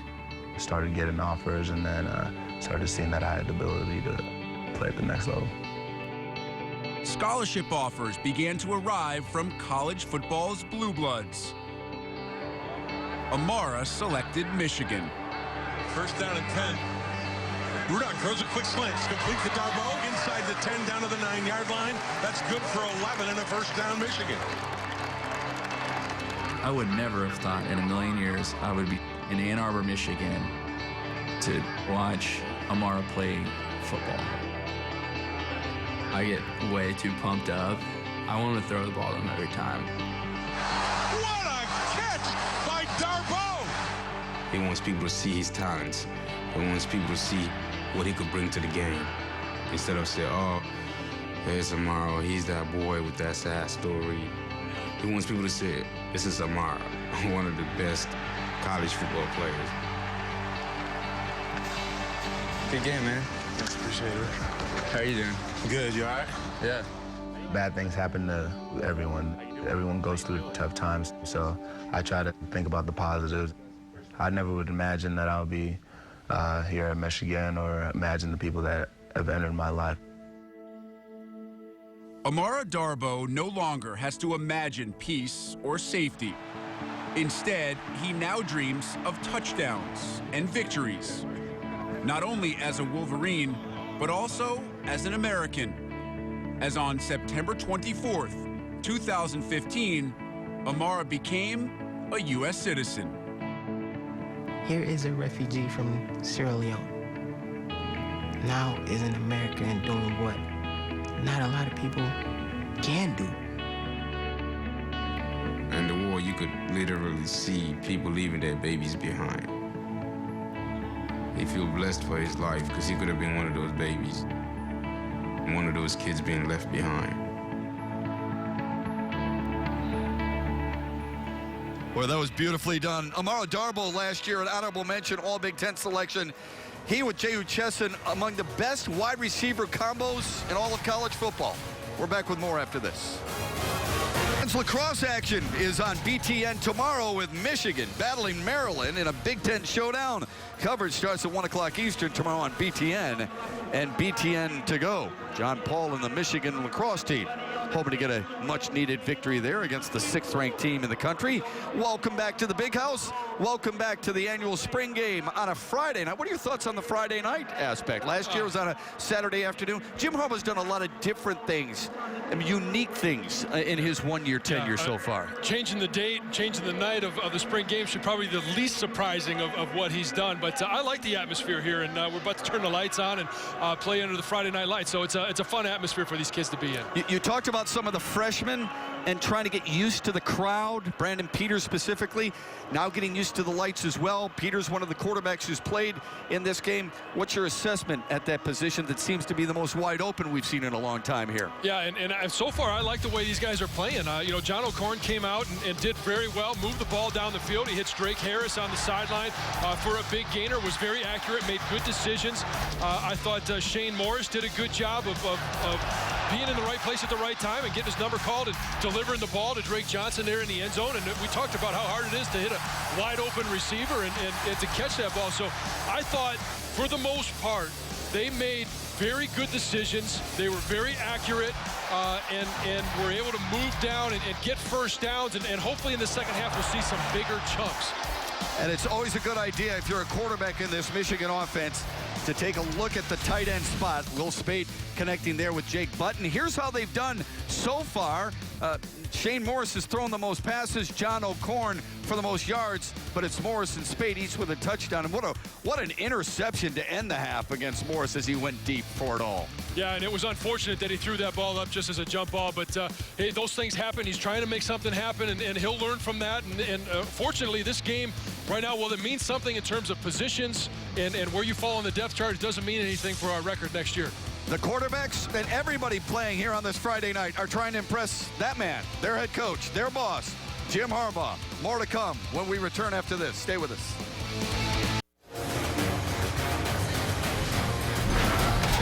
Maize 7, Blue 7. Couple of touchdown passes in this one. The defense has ruled the roost early on. Earlier today, Michigan announced a new athletic director earlier this year. Ward Manuel officially took over March 14th, and it has been, I would guess, a whirlwind. He got his old number from one of his old teammates. Jim Harbaugh, welcome back to the booth, and Ward Manuel joins us now, the athletic director. And I asked this of Jim Harbaugh when you first took over at the press conference. I said, this may sound a little corny, but are you proud of him? And he said, that's not corny at all. Absolutely, I'm proud of him. I would ask you the same thing for your head coach. Are you proud of what he's been able to do so far in his short period here? Absolutely. I loved when he was hired. Loved what he and the team and the coaching staff did last year. Very proud of him. But as I was telling somebody earlier today, you know, I've watched his career over the years when he was starting at Stanford in particular and then in the 49ers, and I've always been proud of him. And we always have, I think, a deep, abiding pride of all the guys who have come back. I'm sitting next to someone else that I was proud to watch and proud to see what he did professionally, proud to see what he's doing now. So, you know, we have that family, and it means a lot. Ward, you talk about the family and the pride that we have in coming back to Michigan. What did it mean for you to finally sit in that chair and be back here in Ann Arbor? Yeah, it means a lot, and to be back here is something that I've thought a lot about over the career, never knowing I would come back. But it takes a lot of pride to be back here and love to be a part of it and be good. Well, I thought your speech when you took over, when you were announced, was fantastic. You thanked the good folks at UConn. You mentioned a number of different coaches, and you've been busy. I mean, you went to the NCAA tournament for Red Berenson and the hockey team. You were in Dayton for the play-in game, and then we saw you in Brooklyn for John Beilein and the Wolverines against Notre Dame. Have you had a chance to settle in and kind of, you know, plant some roots here, if you will? Not really, not yet. I mean, my wife came in today, and she got in this morning. She's been already house hunting. I'm going out with her and our real estate agent tomorrow with the option of sort of making a decision. I don't think I have much option, but she's making that illusion, make me feel pretty good about that illusion that I'll have some say. But I'm settling in the department and really having a good opportunity to get to know the staff and the coaches and to meet the student athletes and get a chance to talk to them. And it's really been good from that standpoint. Did you recognize John Jansen when you first saw him? He's lost a ton of weight, about 60 pounds. I know, I got to get on his program. I was doing much better when I was on radio with Jim and and Dan. I mean, look, I felt better about myself now. I got to come over here with him. Hey, you know, you talk about, you know, being home and the challenges of moving here. You know, you got to find a home and all those things. What are some of the challenges that you see coming in the next year or even just the next 6 months? I know we're switching over to Nike. Right. And I'll finish. I'll ask you that one first, and then the last one I want to ask you is what challenges do you see ahead of getting Notre Dame back on the schedule? Well, the Nike one is a much easier question. Thank you for giving me that one first. August 1st officially will become a Nike school again. We're very proud of what Adidas has done for us over the years. And looking forward to August 1st when we become a Nike school. And we'll I don't know all the elements of the celebration and announcement, but learning a little bit here and there, and then I'll learn a lot more as we get closer what the staff is doing and what Nike's doing with that. On the Notre Dame piece, I mean, I'm very open, you know, to bringing back that rivalry again and playing them. I think You know, I know in my 4 years, I think in your 4 years, we played them twice. Yeah. Yeah, and so for me, I think, you know, it's a rivalry that is good for the game of football. It's good for Michigan, good for Notre Dame, and one that, you know, we'll see, we'll work at, we'll have conversation. And Jack Swarbrick and I have known each other for a while, and look forward to seeing if there's something we could do in the future. You've obviously started your Michigan student athletic career as a football player and then went to track. What was your take on the football play in the first half? And you've been at some practices, I would guess, to take a look at the different bodies that Jim Harbaugh has brought in and that they've formed. It's much more Michigan-like than it was a few years ago, don't you think? It is, yeah. I mean, you know, I've been at a couple of practices and really toward the end and met some of the team. Jim asked me to speak and say a few words to the team, which was great. Got a chance to do that and meet some of the guys. You know, nowadays, you know, I can't speak for John. I know in my day, we didn't come in looking like we were ready to play. Not at all. We showed a picture earlier. I looked like I was 4 years old. Right, exactly. I mean, I was all, you know, out of shape a little bit and not ready to walk in. I mean, these kids walk in and they're muscular. They've been working out. I mean, they really do train well. And so to see the kids they're bringing in, to see the quality of the kids that they're bringing in is pretty special. So. Well, you know, and you talk about the kids when they come in, you know, they're training differently, they're eating differently, and you know, in terms of what they're doing on the practice field, how much do you see like Michigan going down to the IMG facilities, Michigan holding coaching clinics, the clinics that they're going to have this summer, the practices and the satellite camps? You know, Jim Harbaugh is trying to spread the word of football, and not necessarily just the word of football, but it's a trickle-down effect. You know, what we do here at Michigan, the coaches want to emulate and simulate, and in terms of how much impact do you see that he has on high school coaches and the way that they are coaching younger players that we're then again trying to recruit? Yeah, I think it makes a significant impact, and I think, you know, some of the creativity that Jim's bringing to the recruiting trail, some of the creativity he's bringing to the training and what our student athletes are doing are extremely positive. And I think as you've seen things die down a little bit, other coaches are really looking at it for what it is. It's some quality ideas, some things that really help a football team develop. I just enjoy it in what he's doing to elevate the game. So the summer camps and the summer swarm and the things that he's doing to really help kids develop their talent, I think it gets them exciting. It gets them to develop. It gets us an opportunity to take a look at them. It exposes them to more than just the coaches in that region. I think, you know, that's good for those kids. It's good for us, and it's a win-win in many ways. And so I like the ideas that he's bringing. We'll see how well those are liked around the country as the different rules try to be developed, and hopefully calmer minds will prevail and really see it for what the benefit that it brings to both. When the phone rings, especially with caller ID now, and it says Jim Harbaugh, do you look at it and say, what now? What could this possibly be? No, not yet. I mean, it's, you know, we've had great conversations, man. I look forward to working with him. It's really been extremely positive from my side, and you know, I enjoy working with Jim. And we haven't, and I don't anticipate ever getting to that point. I mean, you know, what better way? I'd rather have my coaches. It's better when I've learned as an AD, it's better when your coaches want to talk to you than when they don't want to talk to you. And so I'll never look at a phone and have that thought. It's all to try to help him, our other coaches, our other programs be very successful, and in any way I can help, they know I'm going to be there for them. Well, it's interesting because you made some significant hires at UConn. Kevin Ollie, for example, won a national championship. Here, it's a little bit more stable. You know, with Harbaugh already here, John Beilein, Kim Barnes-Arico, Red Berenson, Eric Bakich, Coach Hutch, who you talked about when you first took the job. How does that change your direction and your maybe what your priorities and what you're supposed to do in your office? Well, I really love the stability. I mean, it's you know, I'm not I need to hire my coach kind of AD. Yeah. I mean, I love stability. I love that history. I was here working with them before, some of them, and now working with other coaches. I'm not coming in looking to change for change's sake. I mean, I think you have success. You have great coaches here. We have great student athletes, great staff, and I'm just trying to evaluate, understand where everything is right now, any tweaks and changes I'm going to make down the line. But ultimately, the stability is great for me. It allows me to free up to really get to know people well, to be able to make decisions without having to be rushed into them because of instability.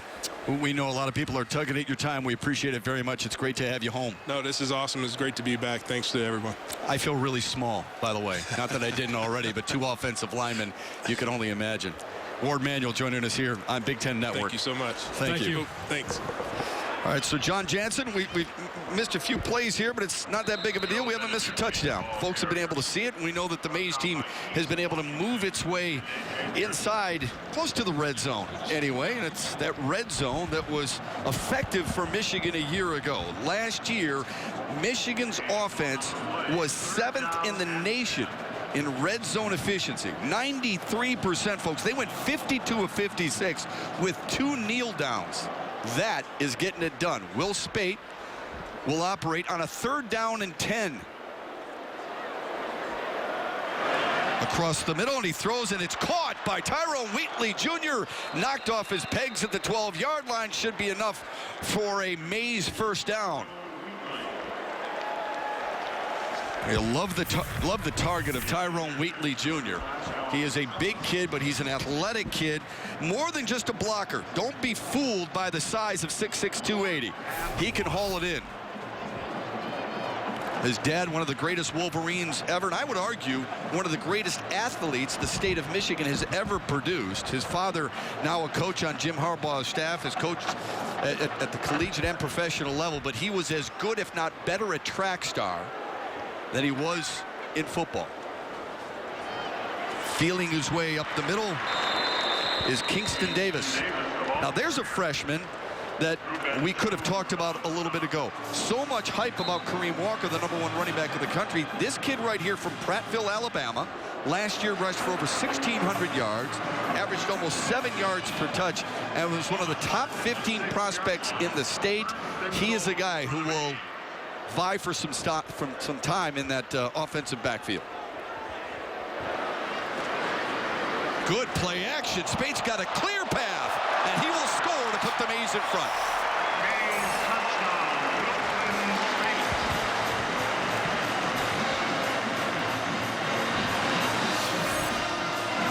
And one of the things when we get to this replay that I want you to watch the receiver. Wilton Speight does a great job faking. And then watch number 2, young Kareem Walker. That is going to get him on the field this fall. If he is blocking like that for his quarterback, it doesn't matter who has the ball. If you can get blocking from your receiver, that's what scores touchdowns. That's what turns 3 or 4 yard runs into 80 and 90-yard touchdown runs. Well, you talked about it earlier in the first half. You said if you're a wide receiver, you're going to have to be able to block in this offense. Amir Mitchell did just that. He's a guy who goes downfield and helped the offense score 6 right there. There are different ways you can help your team. It doesn't always mean that you got to haul in a pass. It could be on a block, and Mitchell did it really well there. Yeah, great by a young player going out there doing what coaches ask him to do. And Wilton Speight, great job moving the ball down the field and getting his team into the red zone, getting in good position to score, and then following through on that fake, which sold the whole defense on it. They bit hard, and he was out there basically with nobody to even looking at him. So the Mays sees the lead for the first time. Wilton Speight getting a chance to go over there, talk to his O-lineman and his safety valve, Jake Butt.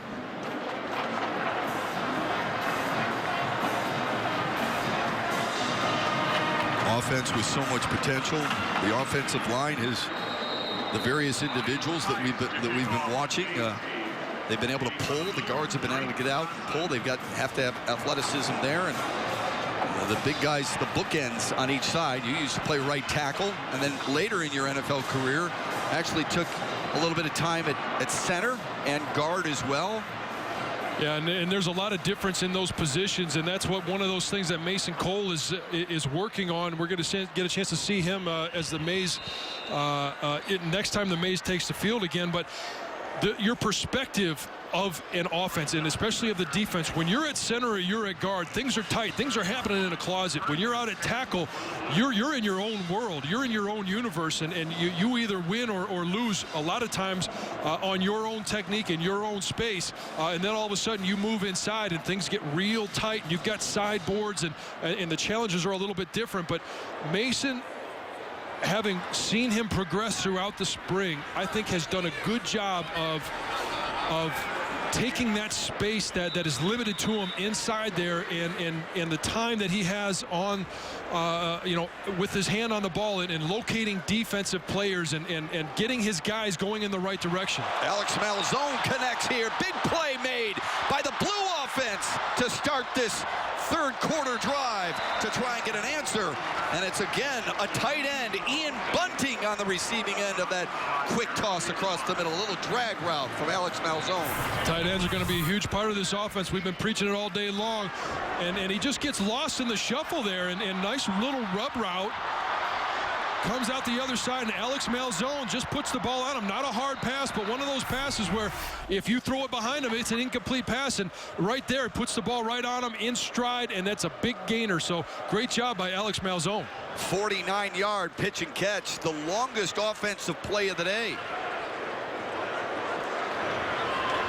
Walker squeezed his way through. Oh, what a tough run to get to the 15-yard line.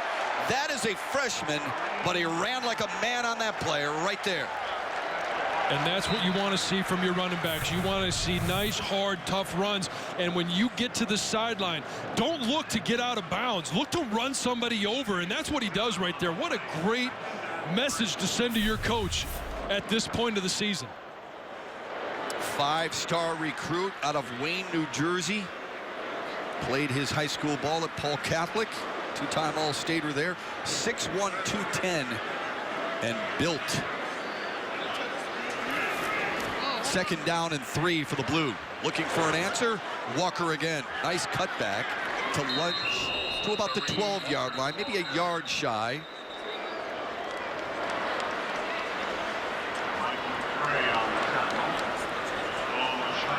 Two touchdowns scored in the opening half, 1 touchdown scored in the third quarter. But Kareem Walker, Ian Bunting, Alex Malzone, and the Blue offense are on the march to try and tie it up when we start the fourth.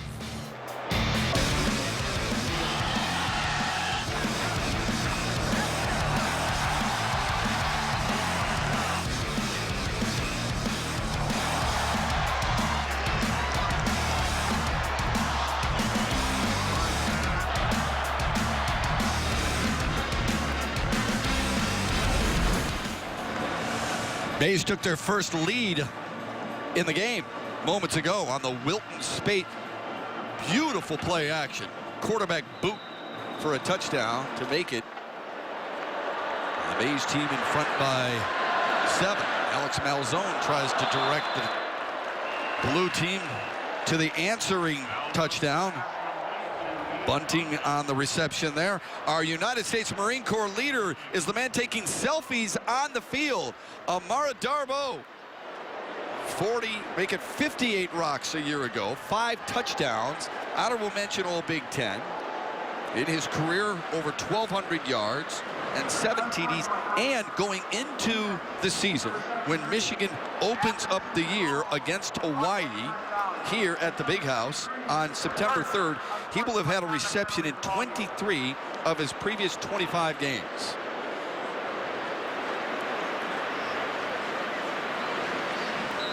(14-7) Mays. Mo Hurst got dinged at the end of that play with a little unsportsmanlike conduct. Not something you want to see in a spring game, but these guys have been at each other's throats for the last 14 practices, so not necessarily unexpected. I was going to say Malzone across the middle, intended for Michael Jose, incomplete. Malzone, a sophomore from Farmington Hills.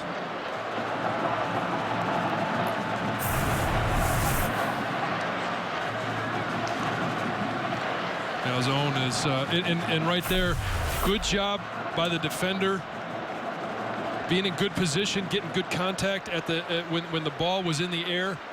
when the ball got there, but Malzone, if he just puts that ball a little bit more outside, that could be a completed pass for a touchdown. Not a whole lot of running room there.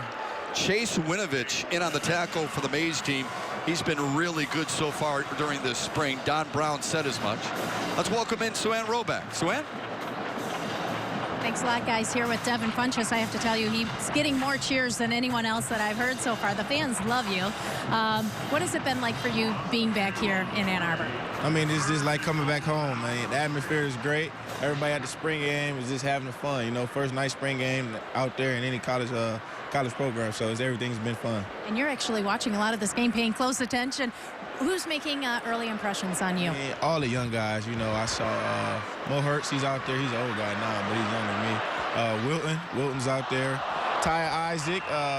Ian Bunton, he had the longest catch of the game. Devin Bush, he's out there making hits. So everybody's just out there doing their thing. How does playing in the big house compare to playing in the Super Bowl in your rookie season? I mean, I was telling everybody, I mean, yeah, it's a big stage, but I played in the biggest house in the nation, you know. So big house, it had me prepared for it, and it felt like at home. It was fun watching you in the Super Bowl, and I appreciate your time today. Thanks a lot. I appreciate you. Thank you. Really good season for Devin Funchess, especially when Cam Newton lost one of his key receivers. And Funchess for the Carolina Panthers last year, winning an NFC championship and having 31 catches, almost 500 yards and 5 touchdowns. What an experience that must have been for him. Jim Harbaugh, of course, coached in a Super Bowl. It's a 4th and 6 for his blue team that trails 14-7 for the first time today. From the diamond to the field and everywhere else in between, we keep you up to date on all the happenings in the conference. It's This Week in the Big Ten. It's Sundays at 6 Eastern, only on Big Ten Network. Well, we were in this same position earlier in the day, not necessarily 4th down in the red zone, but we did see a little trickeration. And Matt, do you think we'll see a little bit of that same style down here? I mean, they haven't been able to, they've been inside the 10-yard line, and they haven't gained anything in the last 3 plays. Well, I wonder what they may do. Drake Harris is a big target. I wonder if they might throw a jump ball-like play here. Kareem Walker, last time you and I watched this play, you had motioned to me, number 6, scooting out of the backfield. So let's see, they might have man coverage. They've got Drake Harris going in motion, see if they look his way. That's where they were going. Instead, it's a quarterback keeper up the middle, and he's going to be stopped short at the 4-yard line. Hurst back in there, big number 73 in white, helping stifle it, along with Lawrence Marshall and Chase Winovich. Well, one of the things I'd like to see from Alex Malzone is, yeah, you don't want to necessarily throw an interception down here, because if you throw one in the end zone, it comes back out to the 20, but you got to give yourself a chance to get in the end zone. The only way you get a first down, the only way you score is to score a touchdown. If you don't, the ball's turned over on down. So give yourself a chance, just like, you know, we saw John O'Corn earlier run for that first down, get down to the sticks. Throw that ball up and put it in a place where you know only your teammate can get it. And if they don't, yeah, you know, you don't lose anything. They get the ball on the 6 instead of the 3. But you give yourself a chance to get in the end zone. You like this experience, too, for Brandon Peters. Shadowed his own goal line, backed up deep, forced to take his team out of it. And they start on the ground with Ty Isaac, the transfer from USC a year ago. Played in only 7 games, only 30 carries, but has come in much better shape. Looks a lot more svelte and a lot quicker. He does, and is running a lot harder. And you know, when you look at him at practice and you see just the way that he carries himself out there and his attitude. You know, last year it was just frustrating to see. You know, he just didn't seem to be in it. He wasn't getting it. He wasn't buying into Coach Harbaugh's system and what Coach Harbaugh was asking him to do. Now all of a sudden it seems like the light bulb went on, and he seems to get it. He looks better. He's playing better. Paul Schmidt is taking Alex Malzone into the Michigan locker room, by the way. He was clinching his right hand. There's pressure on Peters, and he gets away from it twice. That's a pretty nice play right there. It'll go down as a no gain, but easily could have been a safety, not once but twice. It is, and one of the things that I know that the coaches are going to be talking to him about is, you see him lift the ball up there. It's so easy for that ball to slip out of your hand. sometimes it's better to take a safety than to fumble that football in the end zone. And those are all little lessons that these guys will learn throughout while they're doing it. But don't handle that ball like a loaf of bread in the end zone. The most important thing a quarterback can do is secure that football, whether it's delivering it to an open receiver or taking a sack or making the decision, even though it's a tough one, to take a safety, but don't let that ball go.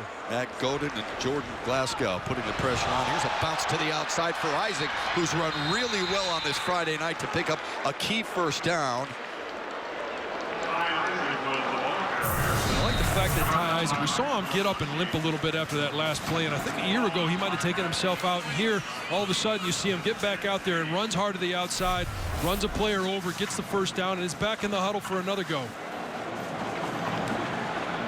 Mike Robleski dragged him down. There's Robleski right there, who, if you were with us earlier, Don Brown mentioned to Sue Ann Robeck before the game how he's improved. The senior from St. Clair Shores, played his high school ball at the University of Detroit Jesuit. Peters on a play action. Good pocket across the middle. He's got a man. It's caught and lowering the boom and getting another first down. Zach Gentry. You want a big target, folks? That's it. 6'7", 244. The sophomore from Albuquerque, New Mexico, who is a 3-year starting quarterback, has really good hands. Good protection by the offensive line. New left tackle in there. And Zach Gentry used to be a quarterback. You know, there used to be a guy named Jay Ramirzma who made a pretty good transition from quarterback to tight end. And I think Zach is much along the same lines. He's a big target. And one of the things that you get from a quarterback that moves to another position is the fact that they understand the game in a little bit of a different way. And he can get open. He can understand defenses a little bit better, or at least he gets there faster than somebody else does. Sidearm spin. Peters to Perry for another first down and into blue territory. That's a tough throw right there on the run, but he made it look easy. We saw Perry against Utah last year. That's almost the same route that he ran and shaved it off a little bit early in that game. It ended up being a pick six. That time he runs the route right, and that's a development that you see from year to year, game to game. These young guys get a chance to make. Amir Mitchell is split wide to the left. He's the freshman who wears number 2 in white. Nothing doing on the ground there for Kingston Davis. Just a quick thought on Zach Gentry again. Sometimes it's difficult to move that position. You mentioned Jay Riemersma, who ended up being a pro at the next level, primarily with the Buffalo Bills. Gentry doesn't mind the move. Many people would think, boy, you're going there as a quarterback. It hurts your pride a little bit. He encouraged the move. He wants to play football. You can play more than one tight end. You can only play the one quarterback. Right, and I'll tell you a quick story. When I was a freshman, you saw it there. I was number 85 as a tight end. I moved to tackle, and I had a conversation with our coach at the time, Gary Moeller, and he said, hey, you can be one of 4 or 5 tight ends and rotate in there, and you'll play, or you have a chance next year to start at offensive tackle. I said, just tell me how I'm going to get on the field first. That's where I want to be, and that's the same thing Zach did. He's like, if I can get on the field as a freshman or as a second-year player, I just want to be on the field, contribute to the team. I want to play in the big house. Really nice play on that last sweep on Perry. Devin Bush, the freshman from Pembroke Pines, Florida, made the play. He wears 10 in blue, coached by his father in high school, helped his dad win a state championship there in Florida. And last year, 167 tackles. If the name sounds familiar, it's because his dad played at Florida State and won a Super Bowl with the Rams. Here's Peters. Deep drop and a little screen set up for Isaac. The blue defense sniffed it out, but Isaac made a couple of wiggles to get back to midfield. Getting back to Devin Bush, I think he is in a great position to have the opportunity to go in there and play right away, because we've talked about, we've got a good secondary, we've got a good defensive front. The question mark for this defense is going to be linebacker. There are open slots, and it doesn't matter in this Jim Harbaugh competition style of performance. It doesn't matter if you're a walk-on, if you're a scholarship player, if you're a freshman, or if you're a fifth-year senior. If you're the best person for that spot, and you're the best person on that day, then you're going to play. Not a real big guy at 5'11", 2 1/4, but he makes plays. And the guy right next to him, right there, number 2 in blue, Carlo Kemp, another really good-looking freshman, 6'3", 250. You'll see his hands in the dirt a little bit. He's an early admission here to Michigan as well, from Boulder, Colorado. The nephew of Chuck and John Pagano in the NFL. Chuck Pagano, of course, the head coach of the Indianapolis Colts, and just signed a new deal in the offseason. And part of the reason these guys can come in and play is because they understand football. They grew up. Devin's dad was a football player. Chuck Pagano and the Paganos, there's coaches throughout that whole family. So they grew up around football. They understand football. They understand what they have to do. And you know, it's easier for some of these kids who come from that background to step in and play right away. Yeah, because they've been thinking it all their lives. Drake Harris with the fair catch at the 15. The Blue called the timeout because they trail by 7. So they want to be able to play catch up here as Carlo Kemp and the defense did their job, and now it's up to the Blue team offense to do theirs. They'll be led by John O'Korn. Well, men's lacrosse action is on BTN tomorrow with Michigan battling Maryland. Coverage starts at 1 o'clock Eastern tomorrow on BTN and BTN to go. Terps 6th in the country. Big Ten has got some really good lacrosse, folks. Penn State's really good. They had an upset of Denver earlier this year. Maryland's really good. Johns Hopkins is really good.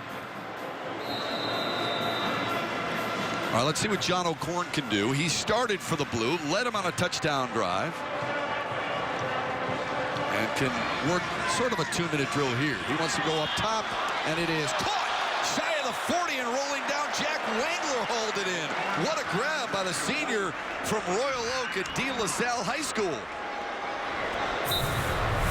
John O'Korn showing great touch, great accuracy, and Jack Wangler just, honestly, that's just one of those plays where you just got to go up and make a play. And Jack Wangler, son of former Wolverine John Wangler. Yeah, John played here 1977 through 1980. His brother, Jared, is a linebacker, but he's hurt today. And his sister, Hallie, plays on the basketball team. Very athletic family. Yeah. Great family. True blue, that's for sure.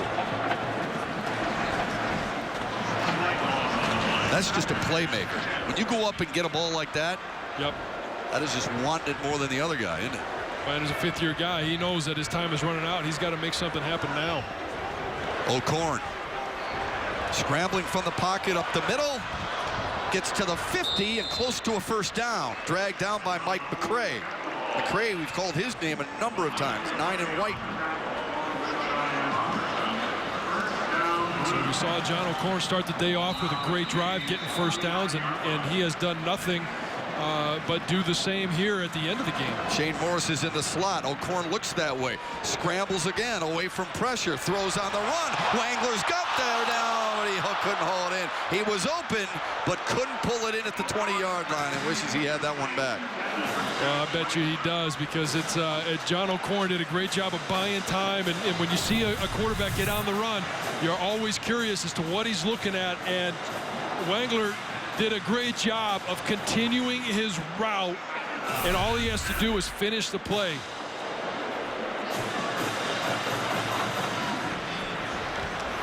That's familiarity again. O'Korn scrambling from the pocket. Wangler might have thought there has been, because he's run an awful lot today, O'Korn has. Maybe Wangler stopped the route for a moment. 2nd down and 10.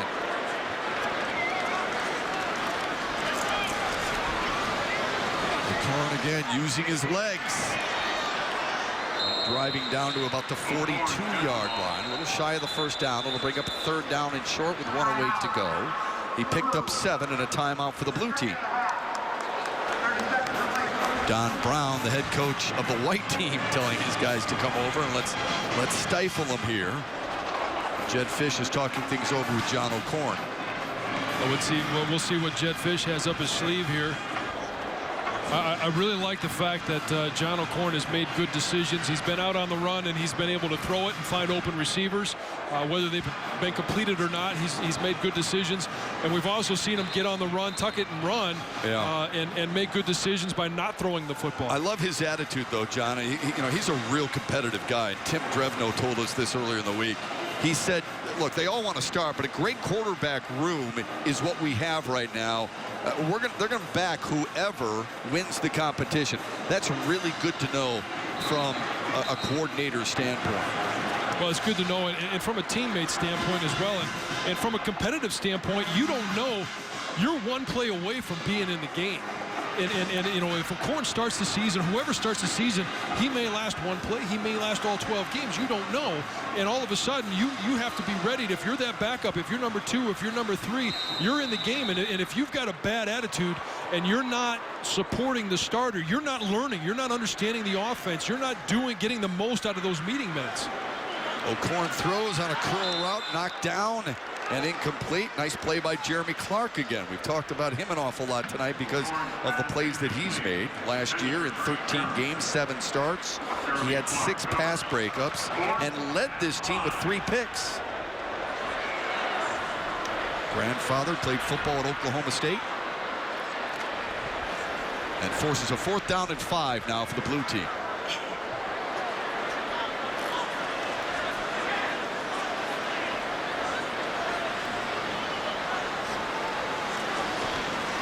Curl route to Wangler. Should be enough for the first down. Got to the 39 before driven backwards. It'll stop the clock with 58 seconds remaining. Nice job by Jack of knowing the yardage he had to get to. He ran the route exactly how deep he had to. And great delivery by John O'Korn. If that ball is late, it's probably batted down. If it's early, he's not ready for it. He's not at the right depth. O'Korn scrambling, throwing, and incomplete. Intended for Ian Bunting.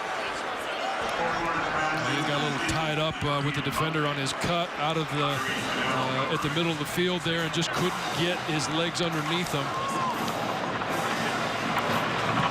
I like how Ian's played so far today. He's made some catches and he's played well. Shane Morris with a touchdown pass. Wilton Spate with a touchdown pass and run. A's team in front by 7 with 51 seconds remaining. O'Korn brings Drake Harris in motion. Looks that way, wide open. Shane Morris outside the numbers, inside the 20, and dances his way inside the 15. Somebody blew a coverage. Morris was wide open. Somebody blew a coverage, but I tell you what, you don't want to get shaken by a quarterback at the end of that route. Little shake and bake. That shake and bake wasn't going to fake anybody out. Doesn't matter. He did his job. He got inside the 15. He used his athleticism. Here's O'Korn again. Couple of checkdowns. Now throwing for the corner, throwing it away. That might be one of the best plays. And there's a late flag. It's going to go against Chase Winovich. There is a penalty flag on the field.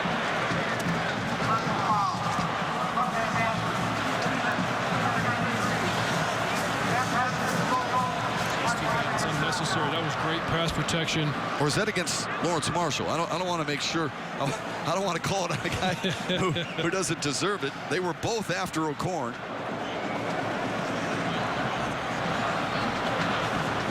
Marshall's got a good burst off the edge. Winovich, as Don Brown had talked about earlier in the week, has impressed.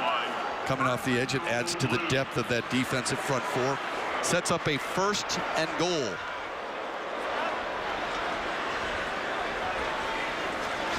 Good play action. O'Korn rolling. Has some room to run. Instead throws, and it is incomplete, intended for Drake Harris. He had 2 wide receivers, Harris and Wangler, in the same vicinity. Well, I like the fact that they had good protection on that play before. They were able to get time in the pocket, and then this time they go ahead with the play action pass and roll him out of the pocket, get him out there where there's nobody else out there, and he has time to set up and throw. It's just not a completed pass, but a great job by Jedd Fisch of switching things up and the launch point of that quarterback. Walker, the lone tailback, with 23 seconds remaining. 2nd and goal for the Blue. Good protection. O'Korn scanning and then incomplete. Used 7 seconds. Well, and that's one of those times where, okay, John O'Korn has made great decisions throughout this whole day, and now all of a sudden he gets a little bit under pressure and he gets hit while he's trying to jump up and throw the ball off of his back foot. That could have turned into a game ender for him. Luckily, it hit the ground and it's incomplete, but that's one of those things where, hey, when it comes down to it, this is where games are won and lost.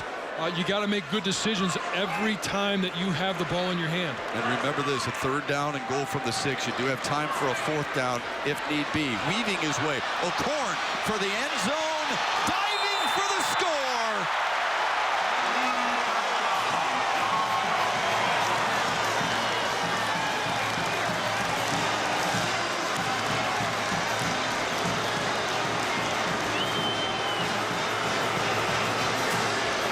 Sure what the rule is about overtime in a spring game, but I think you have to go for 2. Great job by O'Korn. Little fake there, trying to just buy himself a little time, get the defender to commit. He cuts back, gets the ball out there, and gets across the goal line. Great play by John O'Korn. Jed Fish and the Blue, I think, are going to go for 2 here, John. Good decision. To try and win it, yeah. You don't want to play for a tie in a spring game or any game. In it to win it.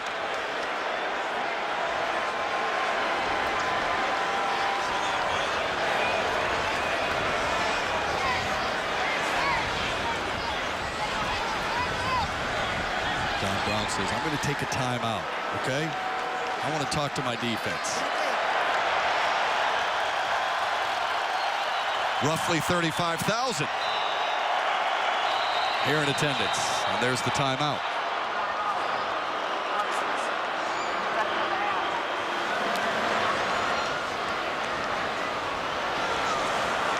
So this is a team that went 10-3 a year ago, 6-10 in Big Ten play.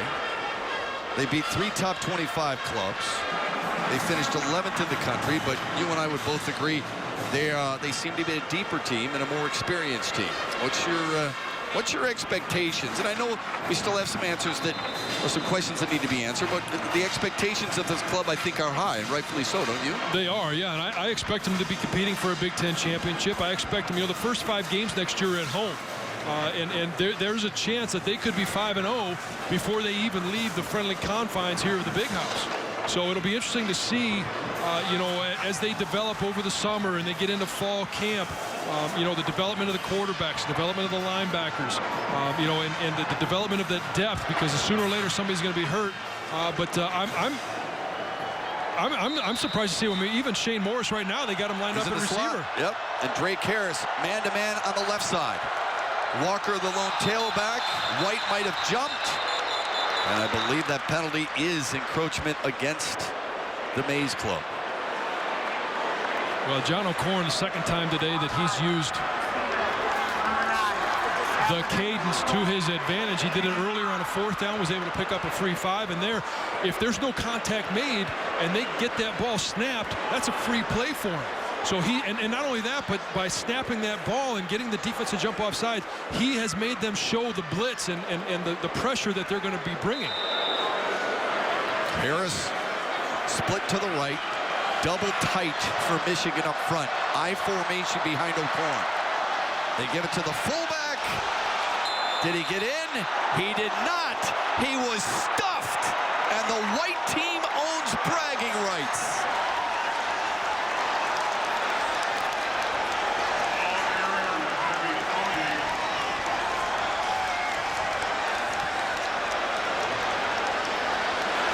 Is there any review in the spring game?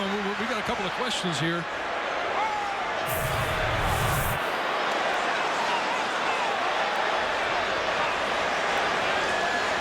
No. I don't even think he got close. Interesting they would hand it off to Poggi. He really didn't come close, buddy. That was that quick handoff to the fullback we saw used so well last year with Siona Huma. Yeah, he was fantastic at that. So was the inside of that offensive line. So the white team, Jake Butt and company, earned bragging rights. And this was, believe it or not, folks, I mean, at practice earlier this week, this is a big deal. They did not practice together, but probably, if you're looking at from 2:30 to 6:30, the last hour and change was separate. They did not want, and by the way, they did not want to film either practice. They didn't want the opportunity to even take a look at it. Well, they're reviewing it. The ultimate reviewer, the one in khaki pants, is reviewing it on the big screen. He's going to make this call. It's an easy call. Lucky for him, it's an easy call. He's got some lobbyists down there. Wilton Speight for the Mays team is letting him know what he saw, and there's about 20 of the blue team. Well, if they saw this angle, they wouldn't take this long.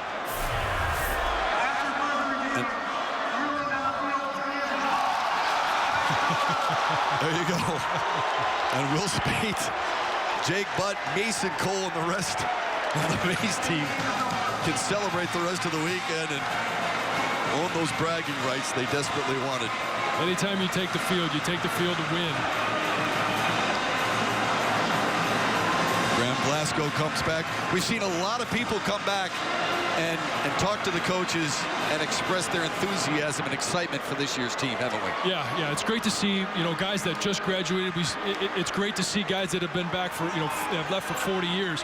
And today what we learned is that we've got some good options at quarterback. We've got some good options at running back.